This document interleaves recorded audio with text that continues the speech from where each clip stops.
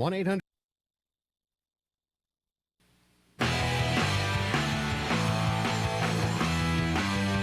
All right, welcome to the show, World Soccer Radio, Sports Byline USA Radio Network. I'm Nick Geber, along with Danny Page, and we got the both of us today. Danny, great job today, yesterday, solo.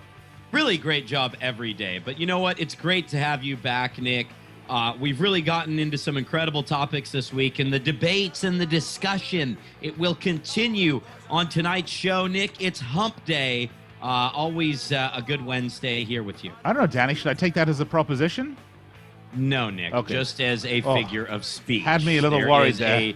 There is a distinct difference between the two. All right. If you're clear on euphemisms like that. All right, well, here's what we're doing today. Well, let's talk, continue our Ballon D'or discussion, as you quote so nicely put it, Danny. I say bring back the journos, dump the players, dump the managers. Let's continue the discussion here. 800-878-PLAY at World Soccer Radio. Yeah, I mean, obviously, the Ballon d'Or is just a total joke. We've talked about it all week, and Kartik Krishnaiyer will join us later. He has some interesting thoughts and statistics in that regard as well. It's great to bring in Kartik on a subject like this, Nick, because there is someone that is by far smarter than the both of us. Absolutely. All right, let's also talk about Mauricio Pochettino and Nicola Cortese, best friends forever. And I say this, Danny, careful what you say in public, because it could come back to haunt you. Yeah, you know that firsthand, I'm sure. Without a doubt, trust me, believe me. No one better than I knows that. Yeah, Southampton, remember where they were 2 months ago, Nick? They were in the discussion of, being a part of the chase for the top four. I don't think either of us really see that happening anytime soon, but we'll look at what's going on at Southampton today as well. Yeah, meltdown at St. Mary's. Let's also continue our discussion about the meltdown at AC Milan and Italian football in general. Who's next? And are they looking at the situation at Milan very carefully at Old Trafford? Oh, wow, you had to throw that one in. I had to. I couldn't resist. And who could remember that absolutely dire Champions League final between the two Italian teams at Old Trafford? When was that? 94? No, 03. 03. What a bore that was. All right, Xavi Hernandez to the Red Bulls. And let's, it's a question mark, by the way. Not done, so let's discuss it. And finally, can Man City actually win the quad? That's what we're talking about today. 800-878-PLAY at World Soccer Radio on Twitter. Big hello to our men and women in uniform listening around the world on American Forces. A privilege to speak with you as we do each and every weeknight from 9 p.m. Eastern Time on this very station. So you be sure to make us a regular part of your week. Nick Geber and Danny Page, we're going to step aside and take a break. And we will be right back after these messages. Don't go anywhere.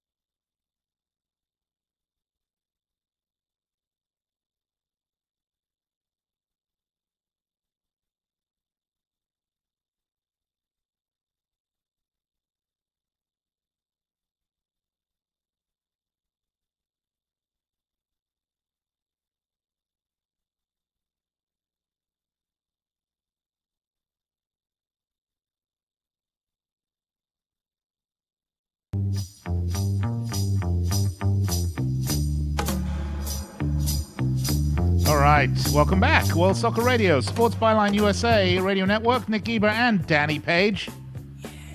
What's up, man? Danny, some huge stories today. I mean, today was one of those days I was looking to kick back. Maybe we'd sort of continue the discussion of some of the things we've been talking about throughout the week. And then all of a sudden, boom. I mean, we have this whole issue at St. Mary's going on with Southampton, and we're going to get to that in a little bit.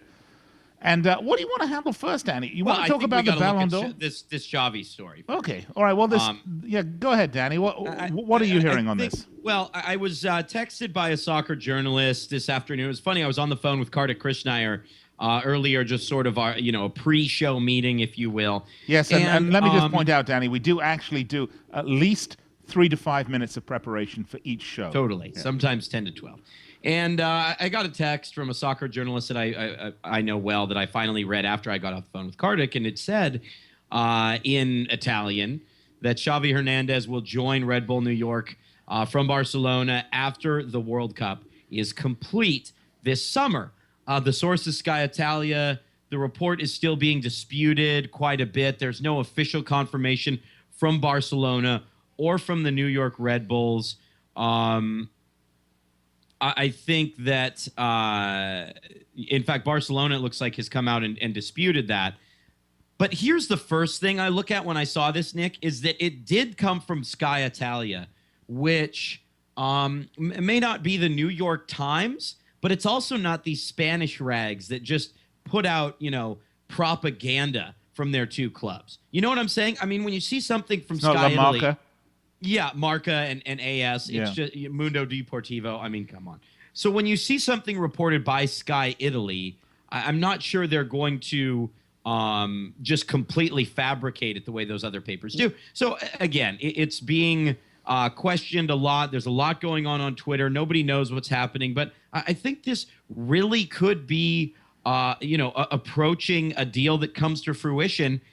One of the best players in the world heading to an already loaded team. This would be a big move for the league. I mean, again, the question I always bring to you, Nick, is how much do these moves excite you, and how much more would they make you want to watch MLS?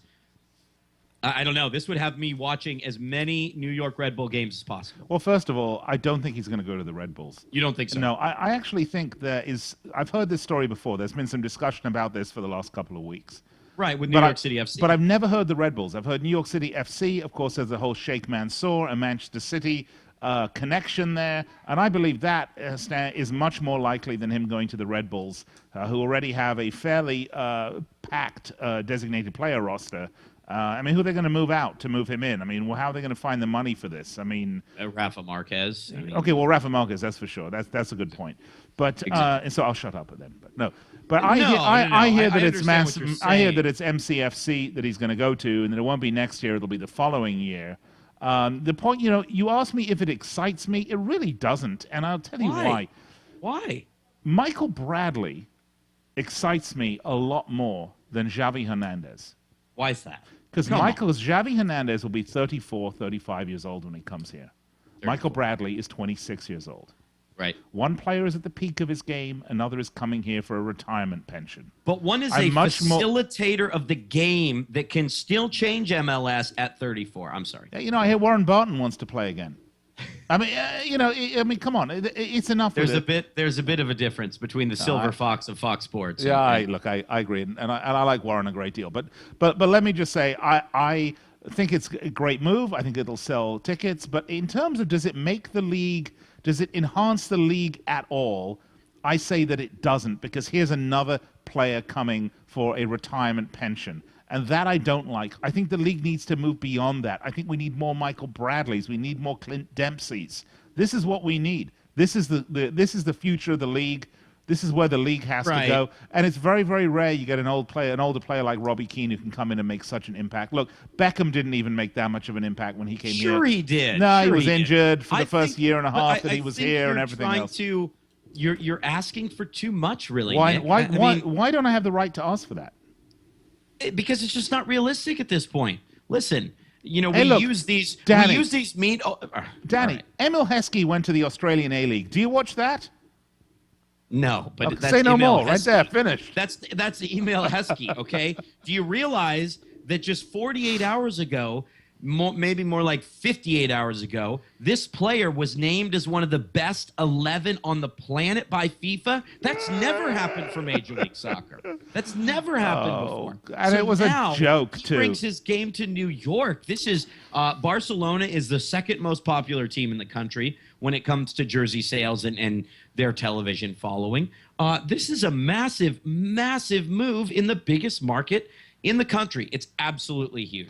Yeah, it's a great move. You asked me the question. You don't sound like no, because it's not. It's like another old player that would otherwise be going to Al Ain or Australia or Malaysia to pay or Shanghai Xinchuan in China, whatever it is, to get his big payday. Shanghai Shenhua. Thank you, Shanghai. You said it. I didn't. Shenhua. The fact is, no, it doesn't excite me. He excites me. He's a great player at his peak. He was a wonderful player. I don't think he should have been on the FIFA Pro 11. That's just me, my opinion. Sorry, folks. We can talk about the Ballon D'or. We're going to talk about that in a little bit. But I don't. And so does he excite me? No. I want to see players that are 26, 27 years old hitting their peak that want to come here and play. The money's here now. We've proven that. That's what I want to see. Enough of the Xavi Hernandez. Really. What if Barcelona win the Champions League and Spain win the World Cup? He moves to the New York Red Bulls, and a member of Major League Soccer is named to FIFA's FIFA Pro 11 team next year. That's possible. That is absolutely possible. Sure, it's possible. That That's would be fine. Quite a distinction and a move forward for this league. Yeah, absolutely. And the great thing Don't be such an old fuddy. And what's great is that the club can actually... Don't be such an old fart. The club can profit on this because they may be able to get him a senior citizens discount card when they travel for their hotels and meals. I mean, can't believe you brought up Emil Heskey. Well, I couldn't resist. Ivanhoe. Ivanhoe. That's his middle name. You know that, right? That's not really his middle name. It is. Emil Ivanhoe Heskey. That is his real name. Didn't he start in the World Cup for England? He did. Like 4 years? He did. Hey, legend. Okay, legend.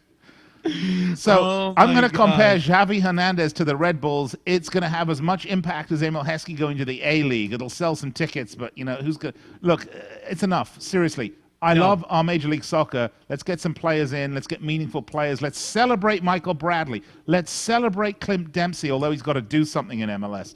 Let's celebrate, these young players that are meaningful, that are still have a lot of career left. Let me put it this way, Nick. What if this could elevate the Red Bulls to the MLS Cup final? That the New York franchise, led by two former Barcelona players, reaches the MLS Cup final. Now you're talking about the big ratings that we want to see, not Kansas City and Salt Lake. Okay, so that acquisition alone, and the idea that this could draw a much larger television audience, I think is very exciting. That is a complete and utter fallacy, if you believe that. Why? I mean, Thierry Henry is not drawing a television audience.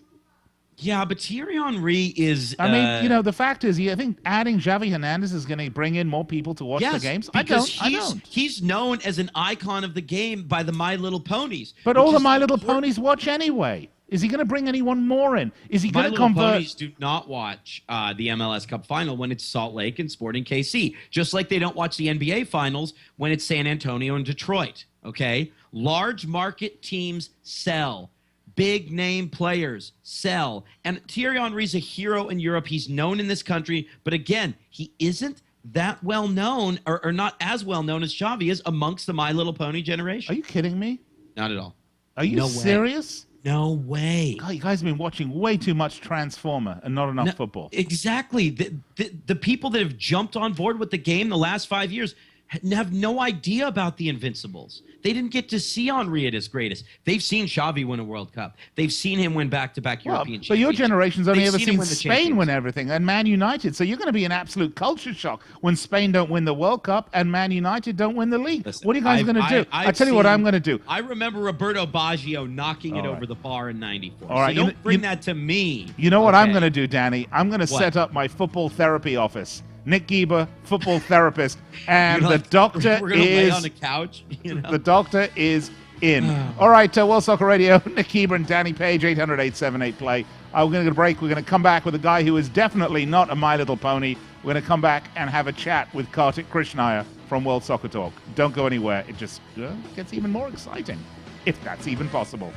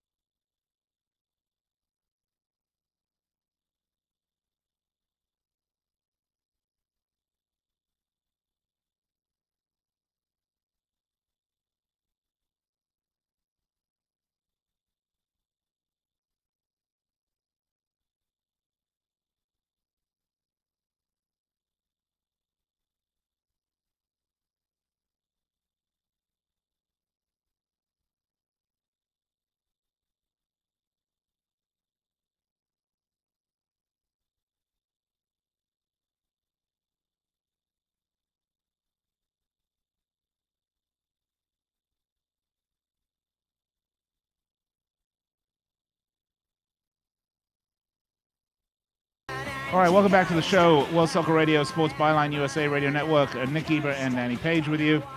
Trying to get this call here going with our special guest today, Mr. Kartik Krishnaiyer, who is joining us from WorldSoccerTalk.com. How's it going, Kartik?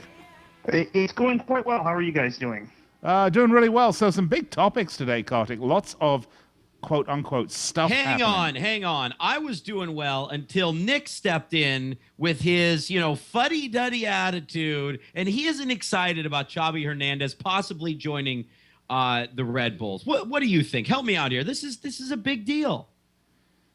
Xavi joining the Red Bulls? Yeah, I mean, he'll run circles around the league if it in fact happens. I certainly would be disappointed in a way in Xavi if he came to the Red Bulls at this point in his career. I mean, I think he's still got a couple of years left.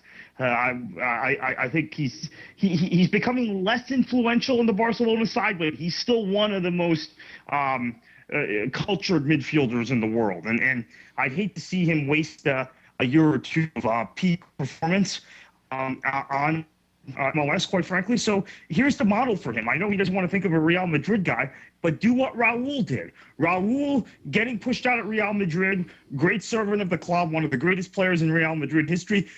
Rumors he's going to come to MLS or go to the A-League. He goes to Schalke, does well for another European club in a big league, and that's how we remember him, not coming to MLS to a retirement home. Well, that's just it, Kartik. I mean, that's just my point exactly. I mean, Danny asked me if I was excited about this potential move, and quite honestly, I'm not, because, I mean, what excites me more is Michael Bradley at 26 years old coming back to the league at the peak of his career, not Xavi Hernandez coming to the league here for a retirement check. Let him go to Al Ain. Let him go to Shanghai, whatever it is. Let him go to the A-League and play with Emil Heskey. I mean, it's enough. I don't need this in MLS. Well, I disagree with you on that. I don't think Xavi's about to retire is my point.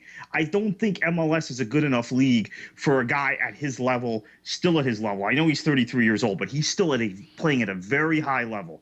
And the world's going to see that again this summer in Brazil when he leads that Spain team. And maybe not winning the World Cup again, but maybe.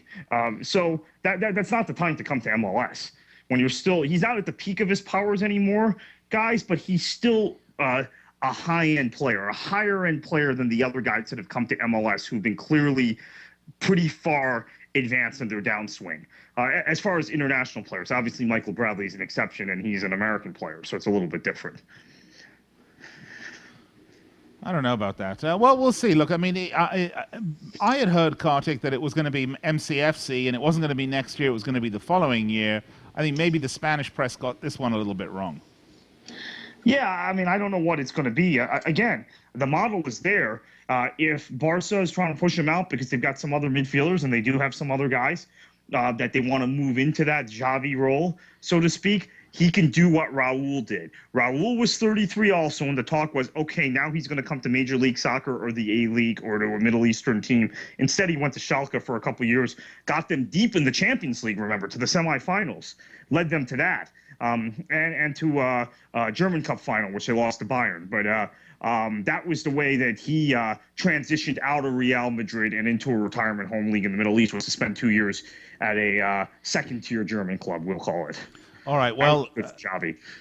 Well, I tell you what, let's use this as an opportunity to go straight to a topic that has been providing us much entertainment this week. And let's talk about the Ballon d'Or.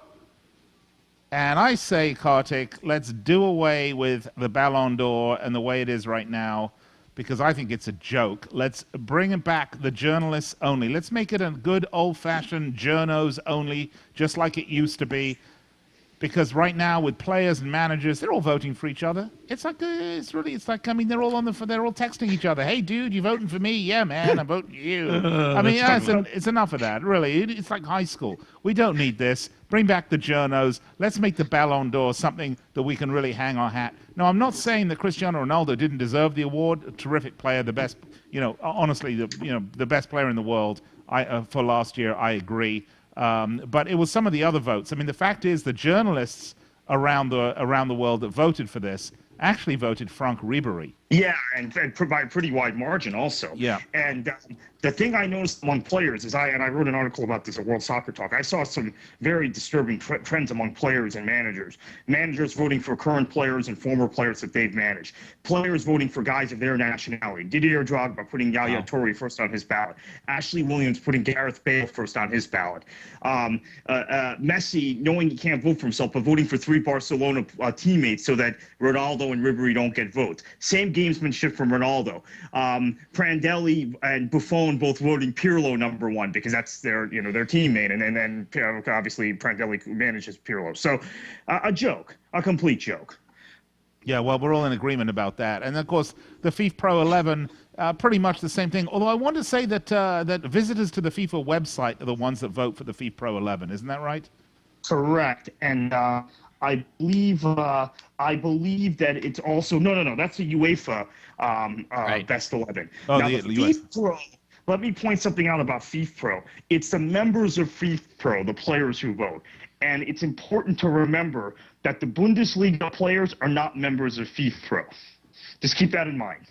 The Premier League players are, the La Liga players, Serie A players, MLS Players Union are a member of FIFA Pro. The Bundesliga is not. So did that swing some votes? Quite possibly, since we know how players vote. Well, they vote for their vote. But it's interesting to me. I mean, for example, look, Zlatan Ibrahimovic is a wonderful, wonderful player. So in no way am I detracting, saying anything negative about Zlatan. But, he does score a lot of goals in France for the big team in France, which is really a very, very top-heavy league where, quite frankly, you or I, Kartik, could probably score a couple of goals against some of these French lower league French teams. Nick. So give him some credit for being one of the best strikers on the planet. Seriously.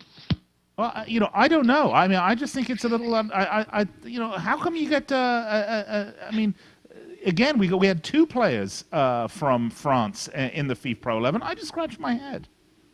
Who was the other one? It's Thiago Silva. Thiago Silva. Oh, well, he's definitely got to be there. I mean, Why? Why does he definitely have to be there? Okay, he's the best center back. He's the best center back in the world, Nick. Okay, you know what? He plays in France. He didn't even have to play any qualification matches for the World Cup last year.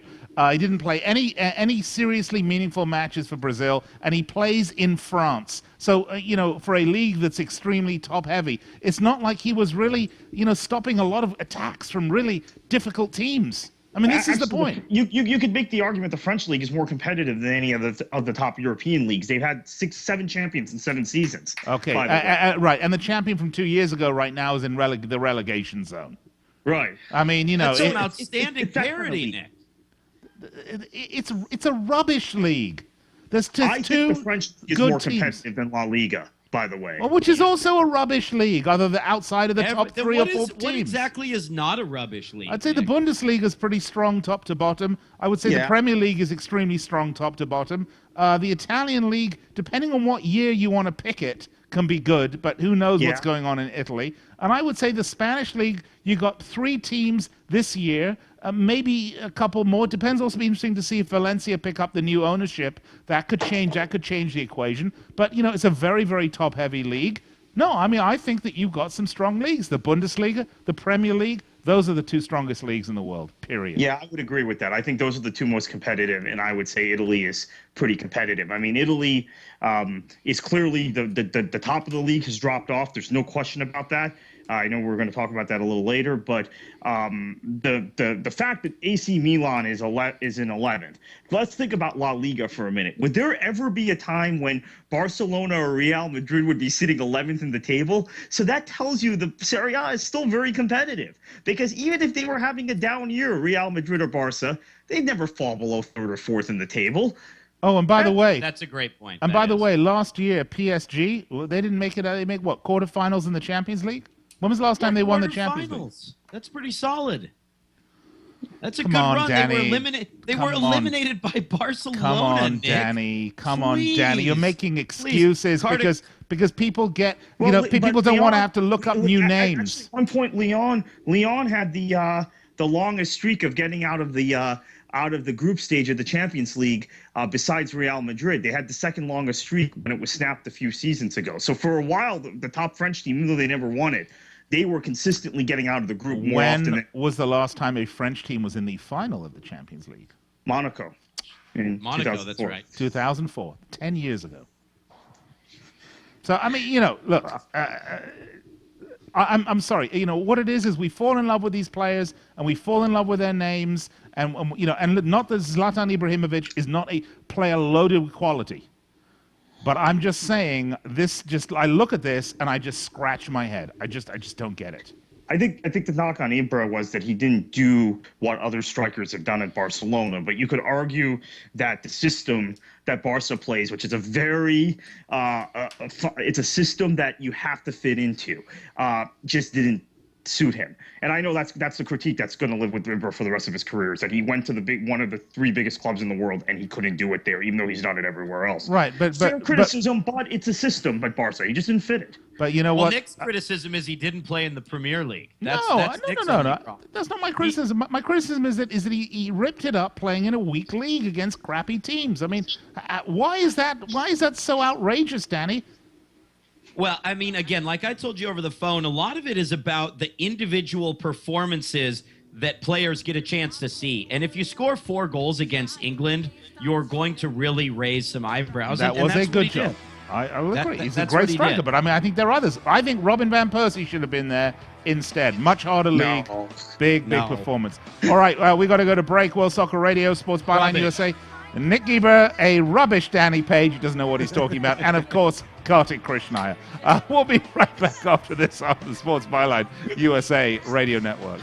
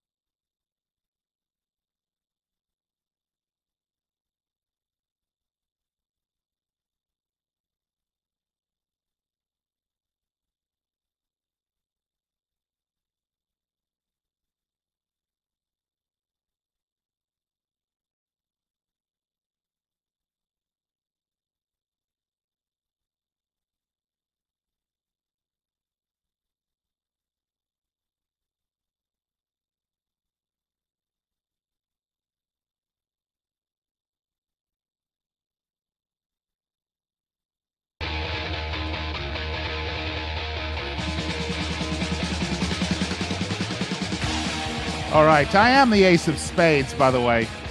And I'm not wearing pants, which makes it all better. Welcome to the show, World Soccer Radio. Nick Eber and Danny Page with you with our special guest, Kartik Krishnaiyer. And it is a fun day in football because some really big stories. I think we've beaten this Ballon d'Or so that it's now fool's gold. So let's move on, guys, shall we? Absolutely. I think we're done with that one. Thank goodness. All but right. It was fun while it lasted. All right, Kartik, lots of talk about the quad. And, of course, your team is your beloved City. You count yourself amongst its citizens. Yes. How see you? Do you think they have a shot at the quad here, or is this pie in the sky? Oh, it's pie in the sky. It's just what Pellegrini has to say. Look, I think that we're already seeing Manchester City's depth really tested by injuries, and Nasri's injury is going to affect some very big games. Spurs in about a week or 2 weeks, and then Chelsea right after that. Two very, very big games in the title race. The Champions League, draw in Barcelona, that's going to be tough. The League Cup obviously is in City's hands. If can navigate a final against either Sunderland or Manchester United. Either match, either opponent, City will be the favorite. Although I have to tell you, City has a terrible record against Sunderland. Sunderland has as good a record as anyone against Manchester City the last 3 seasons.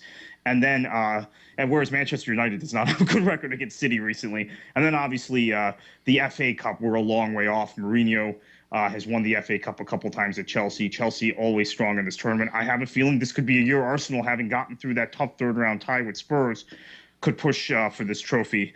So, quad. But City are still the favorites, Kartik, I think. They're the favorites to win the League Cup. They're the favorites to win the league title. And if you had to go out and select a favorite for the domestic cup, I would have City as well, given what they did a year ago. I know they didn't necessarily finish the job, but I think they are favorites to complete a domestic treble at least. Yeah, beating Chelsea in the semifinal last season was very surprising, and to me, still a high point of Mancini's tenure, even though he was sacked a couple of weeks later, because that is the first game Chelsea has lost in 90 minutes in the FA Cup since 2005. By the way, they've either lost on penalties in a replay or an extra time in a semifinal. I mean, that was the first time they lost a 90-minute game in that competition in 8 years. A massive accomplishment. And you're right. People remember the final, the loss to Wigan, and say, "Oh well, Manchester City bottled it." But you're right. The cup run last year showed a lot about City's ability to compete in this particular competition, and then obviously won the FA Cup in 2011.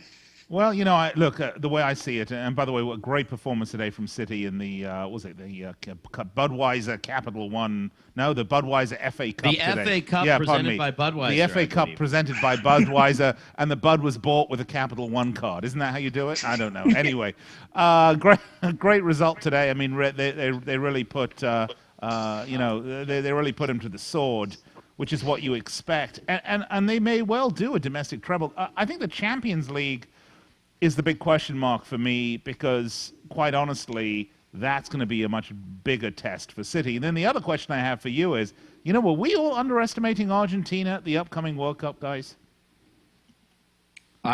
What does that have to do with it? Just taking a look at some of the great performances that we've seen from some of these. Kalis especially has been impressive. I don't know. What is a City fan who has seen him play every minute of every match this season he's been in? What do you think about Demi Kalis as a center back? Very pleasantly surprised. I mean, I questioned the buy.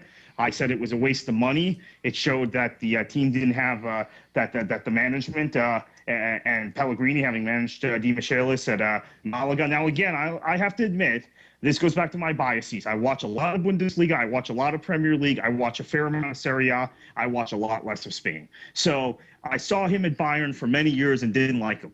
And he was in a Bayern team that was playing a little more open, particularly under Klinsmann and then under Van Gaal his last 2 seasons. So he was exposed at times, but he's been very good. He's been very, very good, very steady, reads the game well. And doesn't get caught out of position a lot. He doesn't have a lot of foot speed, but he's been impressive. Zabaleta is very good since we're talking about Argentina. Well, that's what I'm doing. Yeah. Go ahead. Yeah, and Aguero obviously is in a good vein of form. I think Gonzalo Higuain has had a nice start to his career at Napoli. And Eric Lamela was just fantastic. Well, that's the. I don't think he'll be on the World Cup team. No, probably not. But. No, it was a side thought, by the way. It was one of those train of consciousness questions as I'm looking at some of these Argentine players really sort of growing into themselves and thinking, no one's really looking at them too seriously. Everyone's just messy. But you know what? Let's not underestimate that. But I think the Champions League's going to present their biggest problems, but we'll see. It's going to be very interesting.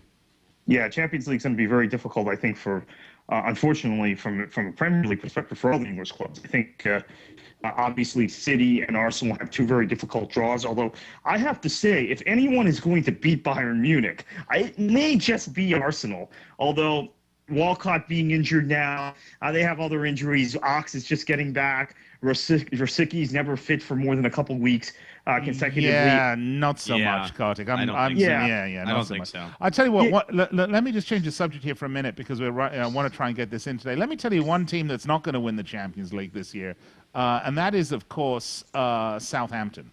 And Yes. and I bring that up because not only they're not playing in the Champions League, but they're having a lot of trouble, particularly today, with the departure of Nicola Cortese. Mauricio Pochettino, who was brought in by Cortese to be the head coach, not the manager. An interesting difference there. Head coach of the team. When he came in and there was trouble back in November, expressed his undying love for Nicola and said essentially that under no circumstances would he leave. Guys, I want to just play you this clip because, there's something called bluff calling, and it may very well be that his bluff has been called. Let's check this out. Claramente no seguiría.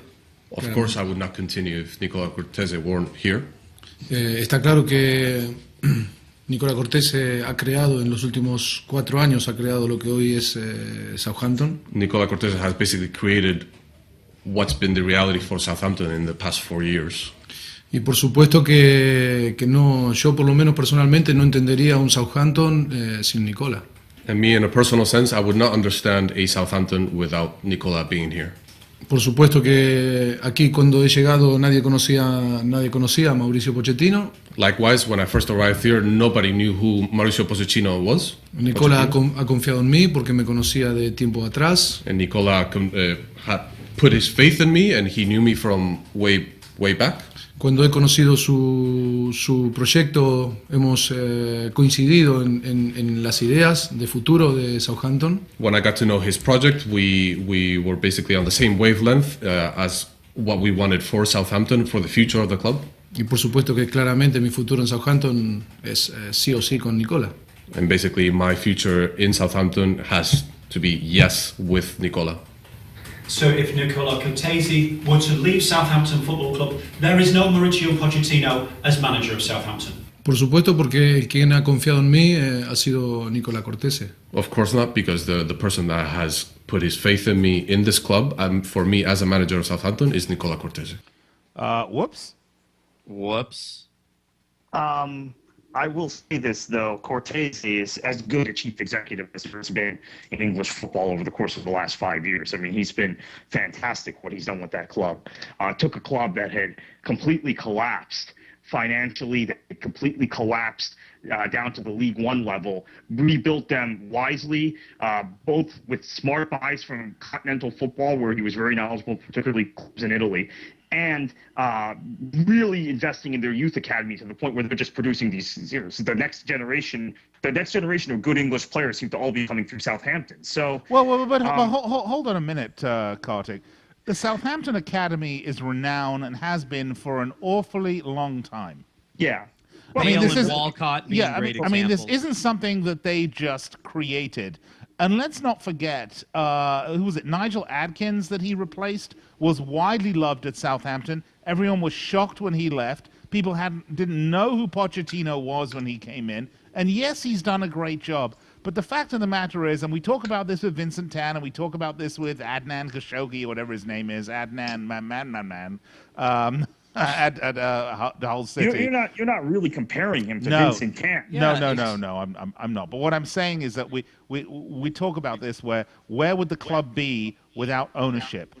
The Liebherr family bought this club when it was in serious trouble, has managed to do incredible things with it. And as a result, who convinced them to buy the club, and who helped finance it for them or get the financing for them?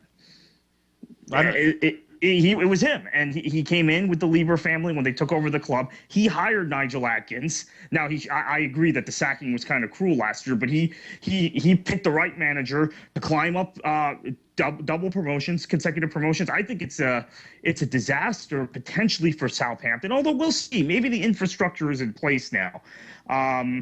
And they certainly have the opportunity to, with the team they have if Pochettino leaves, to attract a top manager, you would think.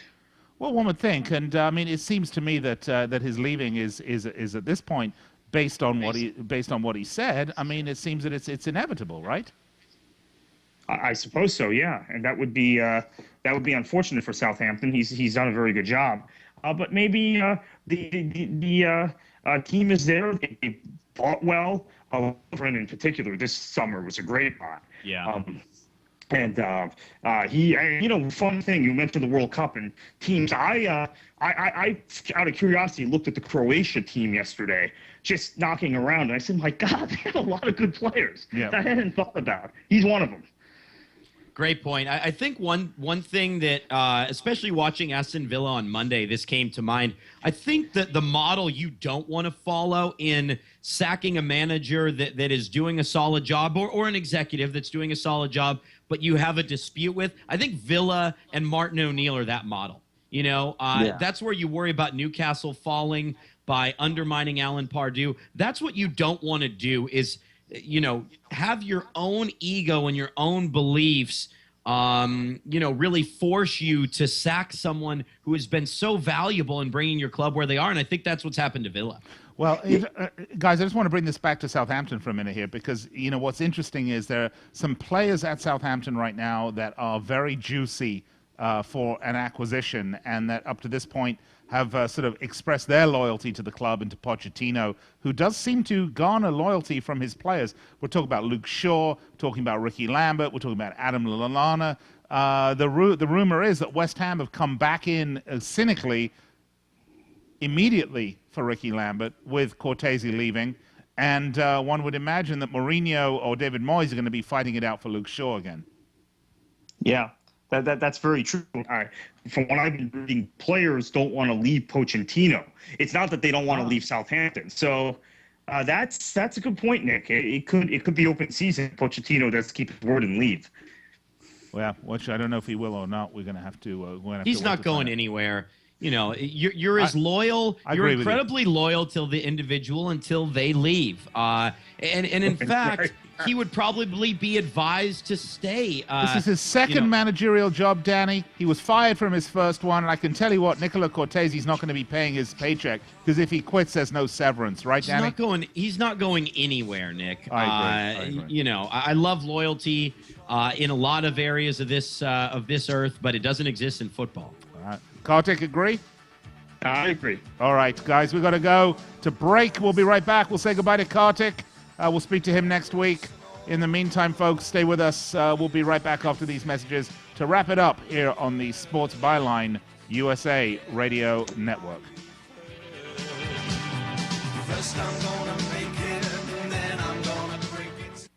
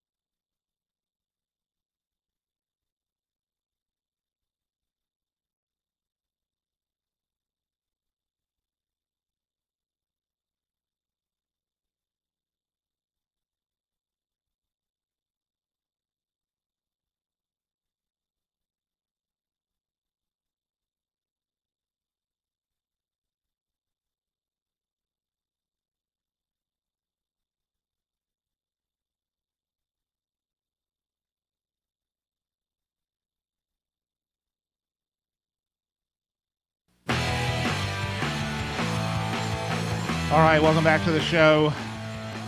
World Soccer Radio, Sports Byline USA, Nick and Danny. Yeah. So, Danny, let's agree on the Ballon d'Or stuff that we'll disagree about who was chosen. We can have our disagreements, but let's both agree that we need to bring this thing back to the journalists because I think the external forces are just too much here. I think you deserve a vote. I want to vote. I want to vote. I will vote for Emil Heskey. Are you allowed to vote in the general election in America? Well, if I want to give up I have dual citizenship, so I can only vote in one place. Right.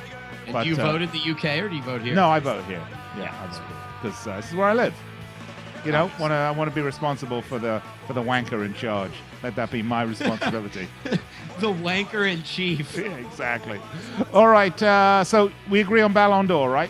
We're going to put a line under that. We're done for that Ballon for the d'Or's week. done. We're done with that. We're going to talk to we have a really interesting interview tomorrow, Danny. Yeah, we do. Nicola Crosby will be joining us from Qatar. We had to back it up until tomorrow. There's an 11-hour difference. Nicola's really busy working on a lot of different things for beIN Sport, and she will join us via Skype coming up on tomorrow's show. Yeah, also she is the on-air personality for beIN Sport and Al Jazeera Sport. That's going to be really cool to chat to Nicola for the first time here. You know, she won't be a World Soccer Radio virgin after tomorrow. Yes, she. I think she'll be scared of us, though. I think, yeah, and she should be. The boisterous, thoughtful American and the British knob. That's right. All right, folks, I hope you enjoyed the show. Find us on Facebook at facebook.com/World Soccer Radio, Twitter at World Soccer Radio. Find us on YouTube at Watch WSR, or find our website at watchwsr.com. We're on iHeartRadio, so be sure to make us a part of your regular daily pulse. And, of course, on TuneIn.com. Man, we're everywhere. And as I mentioned a couple days ago, via osmosis as well. So put us under your pillow, and we'll be with you all night. All right, folks, coming up next on this wonderful network, a true legend of the game, Mr. Ron Barr, coming up next, right here on the Sports Byline Network. You enjoy that. We're going to go away, and we will see you tomorrow, 9 p.m. Eastern Time. Cheers. Have an absolutely wonderful evening.